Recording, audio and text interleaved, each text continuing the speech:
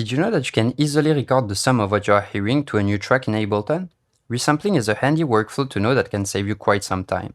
Here, for example, I've made a sound effect using various layers with some automated processing on top.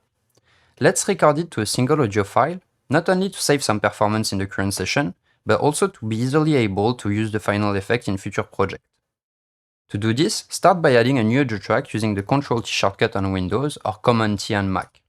Set the input to resampling, and arm the track for recording while keeping the monitoring disabled to avoid hearing the signal twice.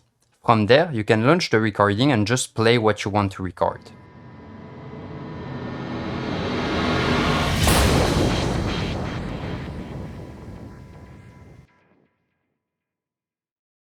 Of course, don't forget to unarm the track and turn on the monitoring once you are done to listen to the result.